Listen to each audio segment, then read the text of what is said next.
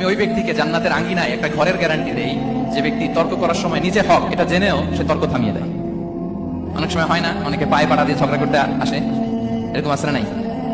আপনি চুপচাপ দেখবেন একটা বাজে কমেন্টস করতেছে, আবার কমেন্টের নিচে কমেন্ট, আবার গালি, হ্যাঁ আছে না এরকম? বিষ্ণু বলেন নিজে হক এটা জানার পরেও আর যাতে তর্ক না বাড়ে, যে তর্ক থামিয়ে দেয় জান্নাতের আঙ্গিনায় তাকে আমি একটা ঘরের গ্যারান্টি দেই। ওয়াবিবাইতিন ফি ওয়াসাতিল জান্নাতি লিমান তারাকাল কাযিবা ওয়া ইন কানা মাযিআন।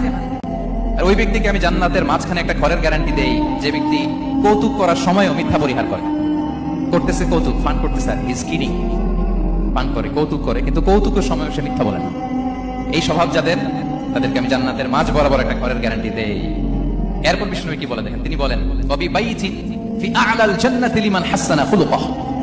আর জান্নাতের একেবারে হাইস্ট পিক অফ প্যারাডাইস, জান্নাতের সর্বোচ্চ স্তরে আমি একটা ঘর বা একটা বাসভবনের গ্যারান্টি ওই ব্যক্তিকে দেই যে তার আচরণটা সুন্দর করেছে, যে সুন্দর আচরণের অধিকারী হয়েছে, তাকে জান্নাতের হাইস্ট পিকে আমি একটা বাসভবনের গ্যারান্টি দেই। তাহলে বলেন তো আমাদের আচরণটা সুন্দর করার দরকার আছে না নাই? এটা খুব ছোটখাটো একটা আমল, তাই না? কথা বলেন দক্ষিণ কোরিয়া প্রবাসী ভাইরা, আওয়াজ করে বলেন এটা কি ছোট আমল?